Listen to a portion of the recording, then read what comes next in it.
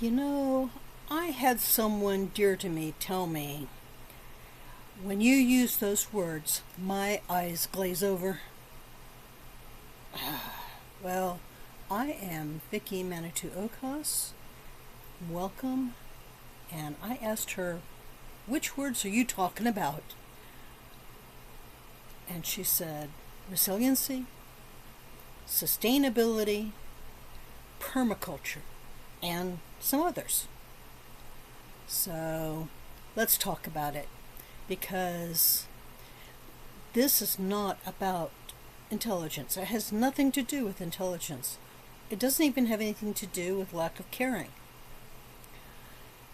because every field has its terms that are widely used to replace whole paragraphs.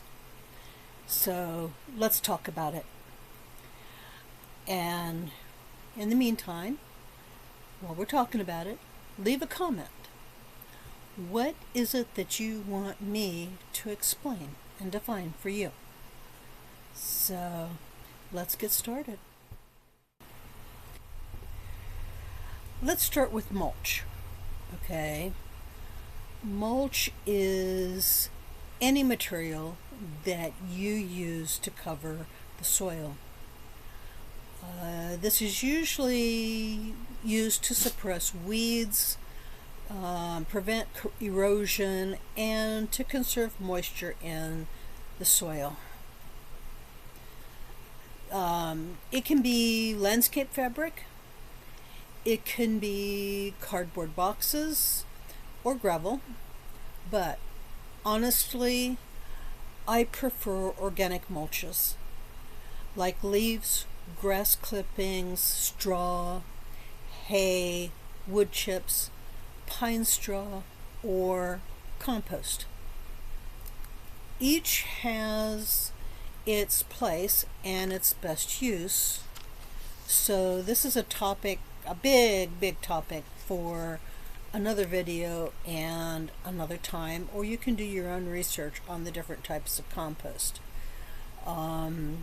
The key is that soil should be kept covered by something, and what that something is going to depend upon what you're doing and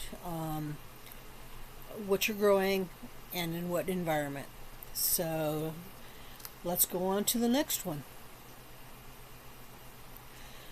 The first is the compost, or the next term is compost. So this is simply organic matter that has been broken down to a soil-like consistency.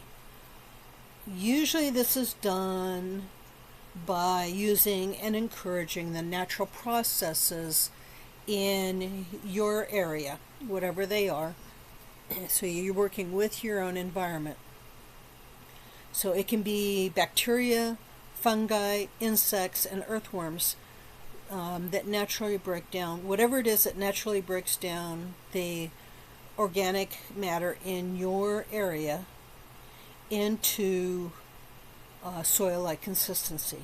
So the compost is consistent of dead leaves, vegetable matter, and more. And it's the nutrient components of the compost or the organic matter are released by the breaking down process, so that new plants can use those nutrients for new and fresh growth. And there's honestly, there's several different types of composting that can be done. So let's talk about some of those.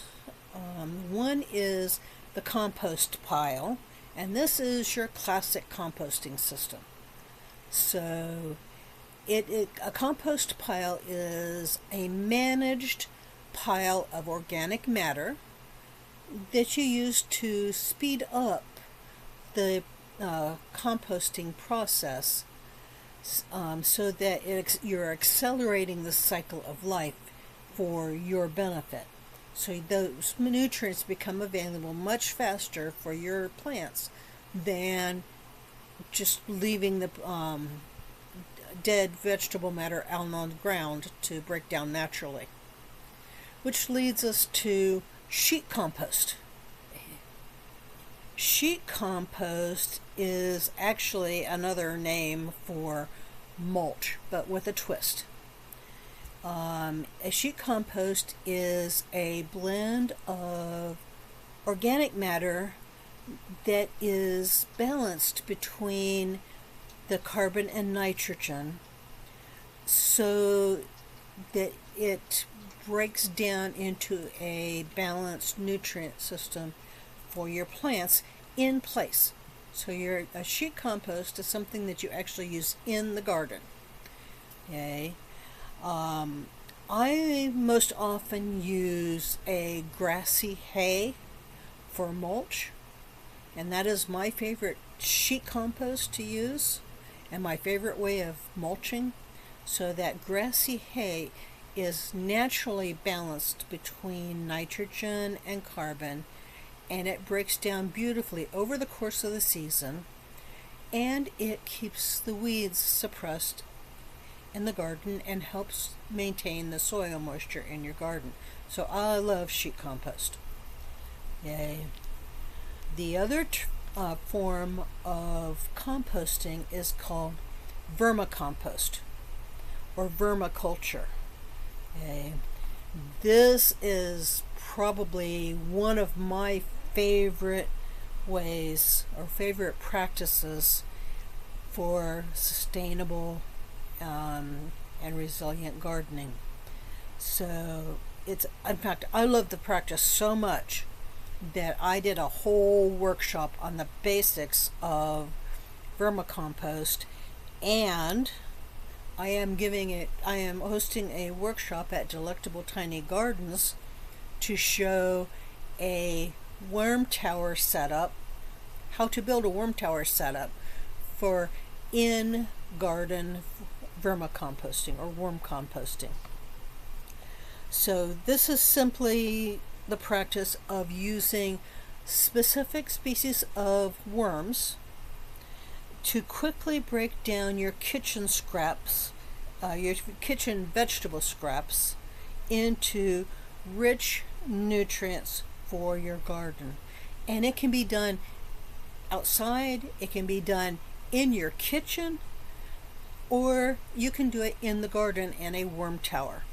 So, and the worm tower actually is a beautiful, beautiful system that that makes the vermicompost quick and easy and almost painless gardening fertility technique. So join me. I'm going to invite you now to join me on June 20th at Delectable Tiny Gardens for the Worm Tower workshop.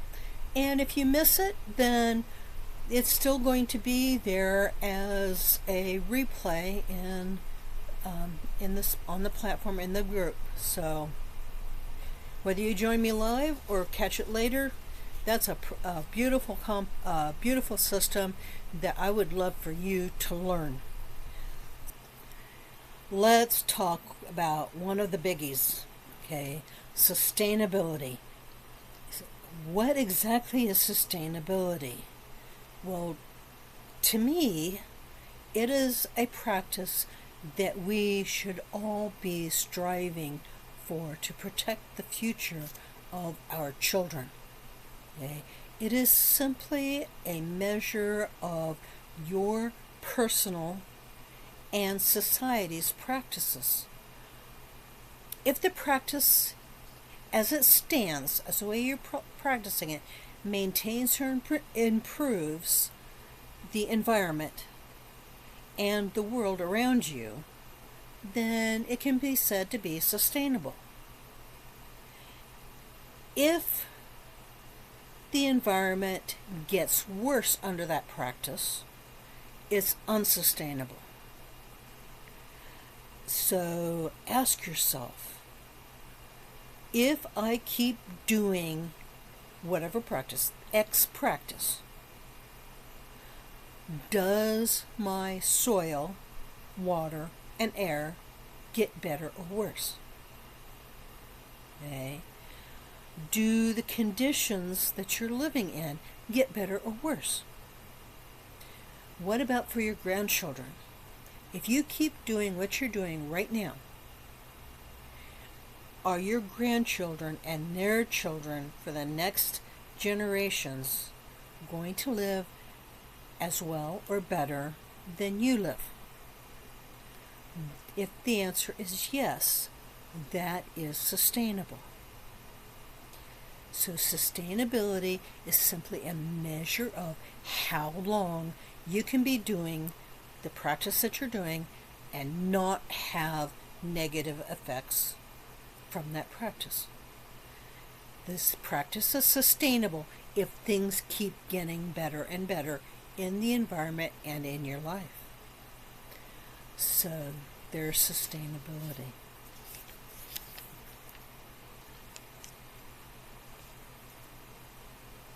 Resiliency is closely related to sustainability. Resiliency is a measure of how long and how well you can take care of your basic needs when your primary source of fulfilling those needs becomes challenged. So, how are you going to get food when there's no food at the stores? How do you heat your house and provide clothing for yourself and your family? Resiliency relies on developing skills, so that the more skills and options that you have and the bigger buffer that you can create, the more resilient that you are. Resiliency is about developing skills, diversity, flexibility, and sustainability in your practices. And honestly, for me, sustainability and resiliency go hand in hand, because the more sustainable your environment is, the more resilient that it becomes. The last term is one that really gets people's eyes glazed over, and I understand why, because it's almost a buzzword used as it's used right now, but it really does have real solid meaning behind it, and I throw it around too. So let's actually take a real solid look at what permaculture is. What it is a term that was and a concept that was developed by Bill Mollison and others to define a philosophy and a set of practices that lead towards a sustainable environment. Okay. The permaculture principles and practices work hand in hand together to create and nurture a sustainable and resilient food producing system and environments that they live in, so that they become more diverse, more stable, more resilient, and more sustainable over time. They are practices that are designed to get easier to manage as they develop. A permaculture system works hand in hand with the environment near where you're at and uses the cycles that are in your environment and to produce food and your personal needs in a way that becomes easier and more resilient as you develop that system. It's reliant upon observation and understanding what the natural systems are around you. In reality, these systems were developed by, well, they're ancient practices that were many indigenous cultures used and were studied by Bill Mollison and Jeff Lawton to develop a set of practices that work in a modern context. So I've been studying various different techniques and ideas in the permaculture field through readings of Bill Mollison, Jeff Lawton, Andrew Millison, and others to help to develop my practices in what I do and how I interact with people in my environment in my life. So there we go. We've talked about a lot of concepts and a lot of terms that get thrown around, and I hope that this helps you a little bit with understanding what people are talking about when they're talking about these different sustainability and resiliency, permaculture and compost, because when you're using a term to explain an entire paragraph or an entire concept, it really can get confusing. I know that that is a lot to wrap your head around and a lot of definitions, but developing resiliency and sustainability in your life really is important. And I would love to help you do that. In fact, it is my goal and mission to help 1,000 people gain a higher level of resiliency and sustainability in their lives. Are you one of them? If you are, like, subscribe, ask me any questions in the comments that you want defined. Tell me in the comments what you're doing in your life to develop resiliency and sustainability. And then I invite you to join us at Delectable Tiny Gardens, the meeting place for people looking to build food security and resiliency in their tiny spaces. So, thanks for joining me, and we'll talk again next time.